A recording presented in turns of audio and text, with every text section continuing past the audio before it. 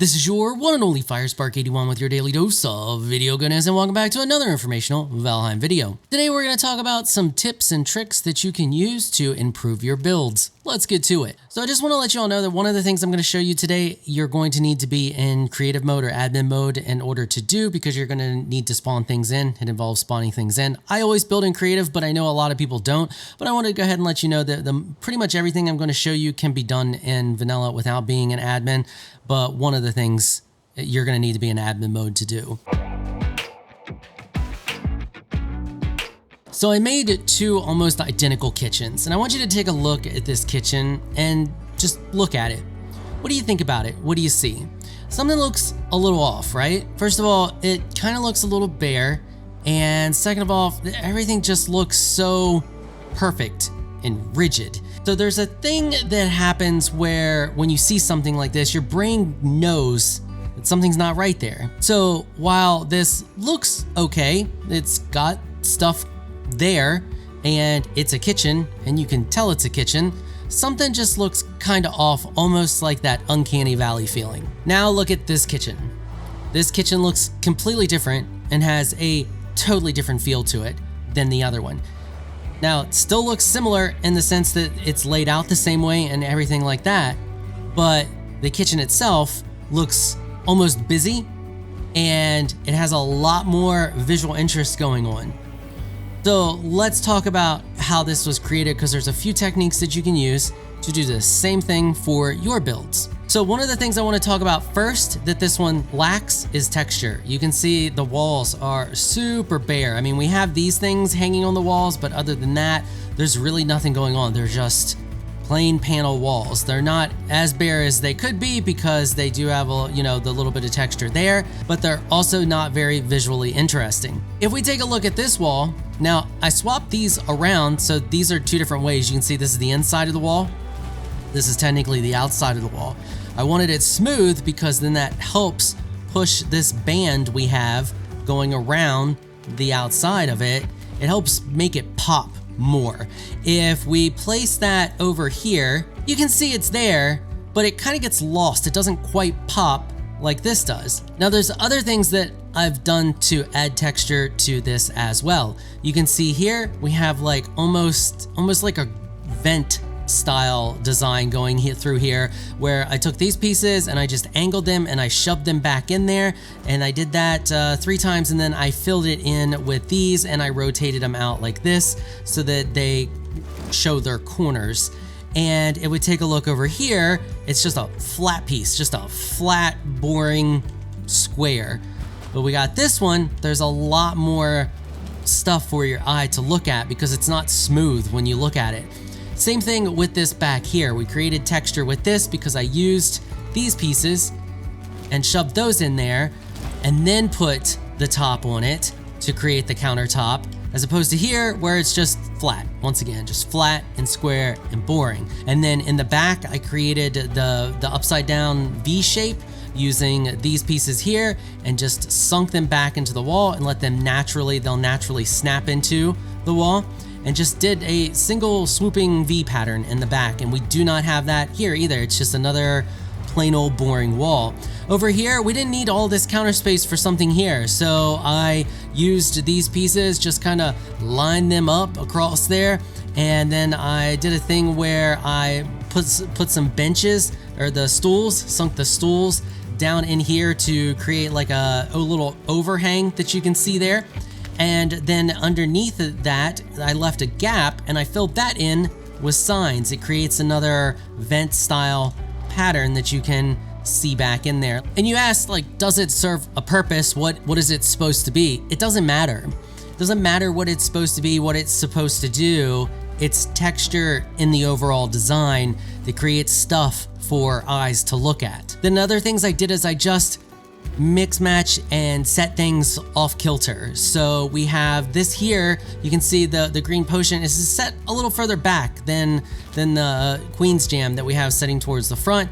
We have a little mead mug there, and then that Queen's Jam is just set back there in the corner. Why? It doesn't matter.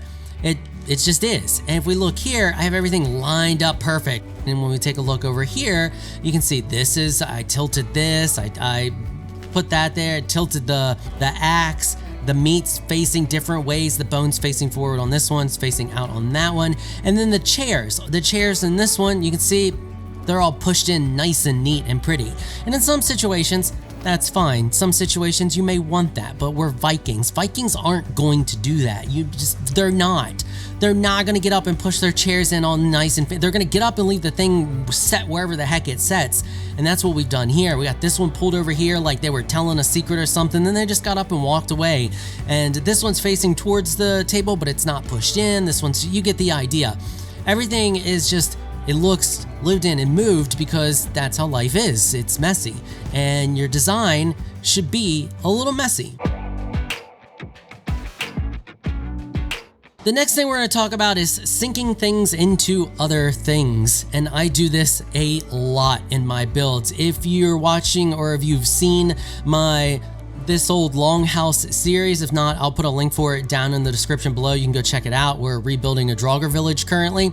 I sync things into things all the time, and I've done that here. So we have the half wall or the wood shutter sunk down into the ground here, and then we have the poison potions are sunk into the wood beams or pillars, whatever those are. You can see what's happening there. They're sunk into them so that it gives them like a little eerie glow. You can just faintly see it. You can probably see it a lot more at nighttime, but you can just faintly see it. What is this thing? I don't know, some type of bench thing. It doesn't really matter. It was made to serve a purpose. So there's two different ways you can go about doing this, and I do this all the time in my builds because syncing things into other things creates more interesting shapes. But you can use either one of these. You can use this one, or you can use this as well, or this, or even sync things backwards using this. You can put it here, and then we can go like this, and we'll fly up here so we can get the right angle. Just hold shift so it doesn't snap into anything. You can see it just shoves it right up through the build. And you can do that for the ground as well. So we can place that there, and we can grab this, and let's just shove that all the way down like that. And then we can remove that, and now we have that. I don't like that, we're just gonna get rid of that. But now we have that sunk into the ground. What is it? What does it do? I don't know, but you get the idea. You can do that with pretty much everything that's in the game, except for crafting stations and some of the furniture. It doesn't like it. I don't know why, but all of these build pieces clip really well and easy, and you can sync all of them into anything, your build, the ground, whatever. Like we can sync that all the way down in there. We can grab a door. We can do the same thing with a door. And look at that thing. We just did that thing. That was a thing. And that's pretty much all there is to it. You can use this in a lot of different ways.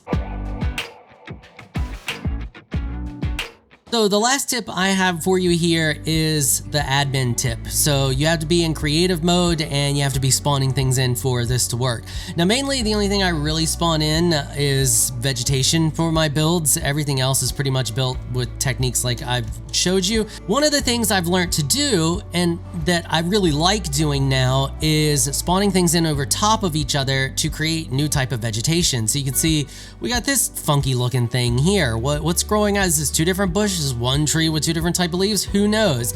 We got this one here. It's got just a little bit of color in that bush that wouldn't normally have color. That's a raspberry bush, and I forget what that one is, shrub 02 or something like that. Shrub 02 doesn't have any color in it. It's just a green bush, but when you spawn them in on top of each other, you get that cool little effect. This is a mushroom and an onion. Look at that. It looks like some type of alien plant. It looks really cool.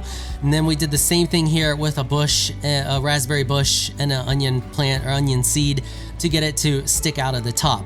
Doing this is really simple. All you have to do, position your camera where you think you are going to want the thing. Hit F5, type in spawn, space, and then whatever command to spawn whatever thing you want. In this situation, we're going to do a pickable carrot, and we hit enter. Now, do not move your camera. If you do not move your camera, you will spawn the next thing in the exact same spot. So you just leave the admin panel up so that your camera doesn't move. And now we're going to go spawn. Let's do another pickable. And you can see now that it's really helpful that it helps you with the stuff that you can, the different things that you can spawn now. It shows you down there at the bottom. So I'm gonna do pickable seed turnip. Now I can just hit tab and it finishes it for me. and I hit enter. Now, then when they initially spawn, they're floating, but if you wait a second, as you can see, they fall down into the ground. Now, those are in the exact same spot because they spawn wherever you're looking at, and it's a specific distance in front of you. And as long as you don't move the camera, they spawn in stacked on top of each other. It will eventually fall. There it goes. And now you can see we have a new carrot hybrid thingy, little thing. I don't know, but it would look really cool in a garden area. Do some type of little garden thing, and then you just spawn a bunch of those in there. That would look really interesting. It looks a little bit better than the normal stuff that you see in Valheim, and it helps your build stand out because you don't see it a lot. A lot of people will just grab this thingy and they'll slap down a thing there, and then they'll try to plant some stuff in creative and then speed up time and hope that it's not too close to the edge and then it grows, and then that's it. You don't see a lot of this stuff or a garden of these weird looking alien mushroom plant hybrid things. I really like the effect, and there's a lot of different things that you can spawn in on top of each other. There's like some smaller trees and stuff that you could do to have them like stick out of this bush, and you just combine a bunch of different things. And the wiki has a full list of stuff that you can spawn on it, so I'm not gonna bother to put the stuff down in the just look for it on the wiki. It lists, I'll put the link for the wiki page that lists every item, and then you can just pull the stuff off of there. I would say be careful if you're doing that. Spawn some things outside if it's not like shrubs and stuff like that. Specifically rocks and a few other odds and ends can't be destroyed or picked up, so spawn them away from your build. Test them first just in case you don't get something exactly where you want it. You want to make sure that you can destroy it, and all of this stuff can be destroyed, so or just picked, so it's no big deal if it doesn't work out, and you can reposition yourself and respawn it. That's it. I've rambled on enough. Hopefully you found this video helpful and informational. Hopefully it helps you improve your build and you found some techniques that you like that you can use in your own build. If you did, consider hitting the subscribe button and the notification bell so you can be notified when I upload other videos. And I don't just cover Valheim, I cover all kinds of different stuff, so you never know when I'm going to be making videos for a game that you may be playing. All right, that is going to wrap it up for this episode. I want to give an absolute massive thank you and shout out to my supporters on Patreon for making this episode possible. Y'all are absolutely amazing people. If you would like to join my League Crew Patreon supporters, please check out the link in the description below. If you enjoyed this video, please leave a comment down below. Let me know what you thought. If you're shy, you don't like to comment, just hit that thumbs up button and share your support. Until next time, thanks for watching.